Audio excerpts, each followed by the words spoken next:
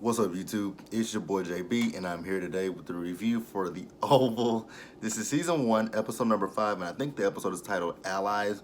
So, you guys, I may have missed some stuff here or there because my DVR has been acting. Actually, it's not even my DVR; it's my TV in general.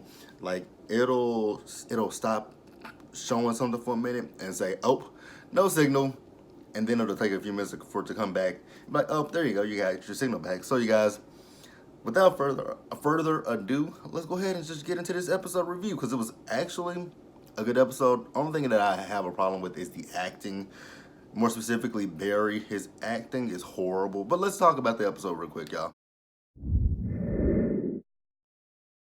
All right, you guys. So the beginning of the episode, I don't know if I caught everything, but I did see where Sam, he was talking to Richard, and I don't know if he was telling, I know he was talking to Richard about his job, and Richard's like, I'm not gonna sit here and beg for my job back. And Sam's like, I get it, we know that Barry didn't do anything, but he still needs a job. So then we see on the TV there's a woman, and she's talking about the fact that her father got shot. And I'm thinking, okay, maybe this is that chick last week that, ran out the house screaming, someone shot him, someone shot him. And I'm still trying to think about how the hell is that possible that someone shot her father, and which we know only could lead to Barry and Richard. But they were inside of the cars. Unless the window was down, that's the only thing I can think of. But they shot down in the car. So that means it would either hit the floorboard or the door. But we're figuring this. That was eventually tell us this. I'm just like, how is that possible? Like physically, how is that possible? So then Richard asked Sam for some help with Ruth. He says she took Callie, and that Barry and Nancy are at the police station, but he doesn't know how much help that they're gonna be. So, Sam says, what, I would see what kind of favors I can pull, and I got you. So then we see Don. He reports for his first day of work, and he asks Sam something about some information. Sam says, yes, it's on your desk. I didn't quite catch what that was he was talking about. So then he says, and then he also says, well, how did Kyle get assigned to me? He says, Kyle requested it. He says, okay, we'll change him to someone else's detail. And, Sam's like, did he do something wrong? He said, no, he's just not a good fit for me and my wife. So then Sam's like, okay, well, can I speak openly and freely? He says, yes. And then he starts talking about Richard. He says, well, Richard was fired. And, Don is like, well, there's nothing I can do about it. He says, but you know that Barry didn't even rape that girl. And he says, okay, you know what? I'll see what I can do. He says, thank you. I'll have him stick around. He says, but it won't be today. See, so then, not Barry, but Sam goes back and tells Richard what happened. And Richard's like, I knew that was going to happen. Like, nothing was going to happen. So then we see Sam. He calls Kyle. He tells him to stay at home today, and he's like, why? He says, Don doesn't want you on his detail. And he's like, oh, okay, is that so? He says, yes. So then he asks, so then Sam asked, Kyle, did he take care of their issue? He says, yes. He said, did he tell you anything? He says, no. And then we see Bobby. Bobby's in his bed. So then Bobby asks, Kyle, like, what was that about? He says, what you need to do is you need to get your ass better and get the hell out of my bed. And he says, the son of a bitch replaced me. And, Bobby is like, why don't you, he says he's surprised that he hasn't, to see that he hasn't gone after him yet. And then, I guess he's saying it's like, it's not that easy. He says, but if you had to do what you were supposed to do, everything would have worked itself out. I'm like, oh, so what was he supposed to do? I know he was supposed to seduce Lily, but what was he really supposed to do? So then we do see Don. He reports for his first day, and he goes into the Oval, and there is Hunter sitting there, and Don wants to work, but all Hunter's thinking about is that girl that was there the night before, what she did with her mouth, and how she blew him in every place. I'm like, okay, a little bit too much information, Mr. President.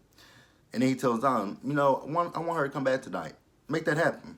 And Don was like, okay, I'll talk to, the staff, and, we'll work on getting that happen. So then he says, I'm going to go golfing. And he was like, Don was like, I don't know if that's going to be a good look on your first day to go golfing. He'll look like Donald Trump is what he'll look like. So then he says, I'm surprised you're not at home with that hot wife of yours. He says, well, my wife is with your wife going shopping. He said, what? He says, yes. And then, he was like, she doesn't think that she's a threat or something like that. Because I'm a threat to her. But he's like, no, she's not. It's a racial thing. And then, this is where he went, lost me. When he said, it'd be cool. He was like talking about her detail that's around her. He was like, oh, how about she lose some of that detail, maybe someone kill her and that'll eliminate everything for me. That'll make my day better. And Don was like, I don't think we should do that. He says, yeah, do it. And again, Don was like, I do not think we should pull back on the First Lady's security detail. That would be a bad look. He knows that, but he just doesn't give a fuck. He just wants that woman dead, which I don't blame him. Well, actually, I do blame him, but this episode, she did not paint herself in any kind of good lights. All right, so we see Lily, and Lily is waiting for Victoria. But before she can even see Victoria, who does she see? That creep Jason. And he's walking around naked again. I'm like, ugh, the fuck is wrong with him? So then Victoria comes out. She come out, and she wants for Lily to help her find some clothes. She wants to look like a mix between Michelle Obama and Jackie O. So then the little bitch walks by and she's like, hi. She says, don't worry about her. She always got to stick up her ass. And then, Victoria tries to ask her, like, where she going. And she kept walking by and she tells her, go to hell. She's like, I've been in hell since the day you were born. I'm like, damn. So, she, then little bitch asked her, like, so what did you do to Pinky? I don't know what the hell that nigga's name is. And she said that lowball trash? Oh, nothing. You're going to realize that, you didn't need to be with him. So then she tells her, like, girl, take your ass back upstairs. And she says, no. But she realized she couldn't get out the door. So Victoria kept telling her over and over and over again, go upstairs. So then she yells for Yuma, come here. Tase that little bitch. Yuma's like, ma'am, I can't do that. So then everybody hears them arguing. Lily hears them arguing. Miss Priscilla and Jean hear them arguing. And then we see that Victoria and Yuma are fighting over this taser gun. And Victoria ends up getting the gun and just tasing her little ass. I'm like, I didn't feel bad for her one bit. So then we do see the doctor. She's checking on little bitch. And little bitch is okay. But little bitch is still rude to Miss Priscilla, who's, telling her, you might want to put this cover over you in case you get cold. And she tells her, get out of my room. I'm like, you know what, little bitch? You just got tased. You should be a little bit nicer to me, but okay, I'm going to let you have that. So then we see Jason, and Jason comes out of her room. I'm like, oh my God, he is too creepy. And, she says, what are you doing in my bathroom? He says, what would you do if I told you I know a way to get out of here? She says, no, you don't. He says, yes. He said, there are secret passages here. And then, she's talking about, but they can still hear us and see us. He says, there are no cameras here. And she says, even still, we still have to go through the main house to get out. He says, okay, well, I'm going to find a way to get out of here. If you want to know, tell me. Basically, it's a name your price thing. So then we see the side chick that was at the White House that was, doing her thing with, Hunter last week's episode. She has a little boutique. So then we see the detail crew coming up. I'm like, I know you lying. So she's going to the side chick to confront her. Because I noticed what she's doing. She cannot be going to shop at that store. Because that's what Lily kept saying. She was like, the store. She's like, it looks a little trashy. So then the detail comes in and they tell the ladies that was in the store they have to go. And walks. Actually before she walks in, she's like, ooh, Hunter's coming for me? Yes. And no, it's not Hunter. Up walks Victoria and Lily. So, she tells her, oh, girl, I want to look just like you. And then she says, where's the dressing room at? Can you show me where the dressing room is? So she shows her where the dressing room is. And, Victoria closes the door. And then she starts taking out that Vaseline and putting it on her face. And, she's taking her shoes off and pop, puts the bitch against the wall. I'm like, but the thing is, that girl was getting the best of Victoria until Victoria bit her. If it wasn't for Victoria biting the girl, Victoria would have got her ass mollywopped. And I'm still tripping off the fact that security sat there and let them fight. Like, the security let them fight. That's crazy. So then Victoria tells Lily that, you know, she worked very hard to get where she is, and she's not gonna lose it to some tramp, hoe, whatever she called her. And you know, the girl at the store, my husband was seeing her, and she says, "Oh my God, I'm so sorry." She said, "Don't be, because your husband knew about it." And she says, "So what I need is an ally. Like whatever your husband knows, you come back and tell me, and whatever I know about your husband, I'll tell you." She says, "Oh, my husband, he wouldn't do anything." She said, he just hasn't gotten caught yet." And she says, "No, he's a good man. He does. I don't deserve him." She says, "Oh, you cheat." She says, "No." She says, "Girl, if you're gonna be in politics, you need to work on your lie. You need to work on your poker face. You need to work online because it's not good." So, you know, she's still trying to talk to Victoria, and Victoria's like, "I'm done talking to you." I would have been like, excuse the fuck out of me. You're done. You just don't talk to me like that. You're done talking. I would have slapped the shit out of Victoria. I would have, you know, shifted that wig. Because that girl did, you know, she completely shifted that wig. I would have knocked the fuck out of Victoria. I'm like, bitch, who the fuck you talking to? I know you done lost your goddamn mind. That girl must hit you a little bit too hard in your head, because you ain't talking to me. All right, so then Priscilla. So Priscilla, we find out that she is involved with Sam. And she goes to Sam. She says, "Did you hear what happened?" He says, "Yes, I heard. First lady, she tased little bitch." She was like, "Yep." She's like, "I actually feel bad for them." I'm like, "Huh? The little bitch been mistreating you, and you feel bad for her?" And then Jason is a creep. No, I don't feel bad for them. And you know, Sam's like, he can't even stand the family. I'm like, "Oh, I agree. There's something wrong with this family, but there's also something wrong with you guys as the whole staff as a whole.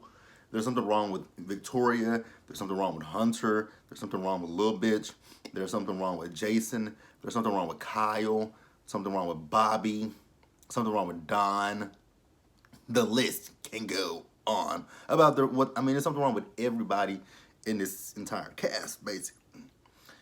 So, you know, she says, "So what are we gonna do about Richard's job?" He says, "Well, I was talking to Don, but Don is not in a hurry to move." And then she tells him, "Well, you know what? I saw, you know, Gail, and she was taking naked photos."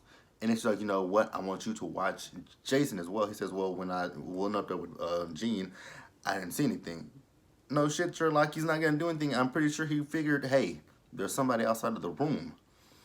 So then we do see creepy Jason walk up, and he asking these odd ass questions. He's asking her, you know, is this where the staff? I don't know. I forgot what he asked about the staff, but he also asked where the maids live. She says, "Oh, they live in the quarters with the butlers." And then when he walks away, you know, Sam's like, "You lied to him. You know he's on." She's like, "Yes, and I'll do it again." He's trying to get to Gene, basically. Like, damn, he's such a creeper. He gonna have a domestic violence case against him, a Me Too movement. He gonna have some of everything against him. But let's move on, you guys. All right, so we see Barry. So Barry, he went and viewed the body, and he ID'd the body as Ruth. He asked what happened, and the police told him that she was stabbed in the chest. And he said, "So where was she found?" They said on the side of the road. Actually, more specifically, under a bridge, and she was stark fucking naked. She was stabbed with a kitchen knife, I believe. So let's talk about Little Bitch real quick. So Little Bitch finds out that Picky, or whatever the hell that man's name is Bear's cousin. And then she sees another girl on his like Facebook, Instagram, something like that. She calls him. He's like, hello, I've asked you to stop fucking calling me. And she was like, "But I see another girl on your page." She was like, "Okay." She was like, "Well, I'm coming over." "Well, come over." He says, no. She says, "Well, I'm coming over." He says, "Don't do that either, because you come with security." So I guess that's the end of, you know, Picky and Little Bitch. So then let's move back to Barry. So the police are questioning Barry about where he was, you know, the night that between 8 a.m. and I believe 2 a.m. and 8 p.m. and 2 a.m. I believe that's what they asked him. He says he was at home, and then they asked Miss Ruth, I mean, Miss Nancy, "Is that true?" She says, "Well, I went to bed early, so I don't know." He was like, "Mama." She says, "But I'm pretty sure he was there." So they were like, then they asked him, like, "What kind of car do you drive?" And she was like, "Why does that matter?" She says, "Oh, well, we're just trying to clear you as a suspect." So then Miss Nancy tells Barry that, you know they think that you had something to do with that girl's death, right? And she says, "Oh," she says, "This does not look." She says, she says this is not a good look." And then she feels bad for Ruth. He's like, "You feeling bad for Ruth? What about your granddaughter?" She says, "Well, I have a heart, and I feel bad for both of them. I feel bad for Ruth, and I feel bad for my grandchild." So then, we see that Barry and Nancy, they went home, and Richard was there, and they're like, "Wait a minute, what are you doing here?" He says, "Oh, I took the day off." And then they tell him, we found out that Ruth is dead. He says, "Well, they asked, Barry asked him about Sam." He says, "Well, Sam said he'll try to help us." He says, "Try." Now Barry getting on my fucking nerves, to be quite honest with you guys. Barry is working every nerve in my brain, because people can only do what they can do. Like, you can't. I get it. Your child was missing, but damn, when somebody says that they're gonna help, like, just shut the fuck up. So Barry says, "You know what? I'm gonna go look for Callie." Okay. And then so Nancy is saying, this is all her fault. And then she asks him, Sam, I mean not Richard, Sam, but Richard once again, like, "Well, why are you there?" And he says, "You know what? I'm a little hungry. And after that, I'll tell you everything." And then she also tells him that the police think that he had something to do with that girl's death. And he says, "Well, I was with him, so that's not possible." So then we also see Sharon. She's at work, and I think she said her boss's name, but I didn't really catch it. So he comes to her with a peace offering, and he wants to apologize to her. And then he asks her, "Is everything okay?" She says, "Yeah, everything is fine." And he says, "Well, you can always come and talk to me." And then his girlfriend walks in, and I'm like, "Oh my God, like, what the fuck?" Everybody on this show got some issues. So then, she asks Sharon how was she things with she and Bear. She says, "Oh, we're good." And the girl just looking her up and down. I'm like, if you knew the truth, that she was curving your man, but your man is pushing up on her. So you got an attitude with her for no reason. So then we lastly see Miss Nancy, and Miss Nancy goes to make a sandwich for Richard, and she looks for a kitchen knife, and then she notices that one of them is missing. And I'm sure she thinks that Barry did it. So you guys, that was basically the episode. So be sure to like the video, leave your comments, subscribe to the channel, hit that bell notification button, and I will see you guys later. Peace out.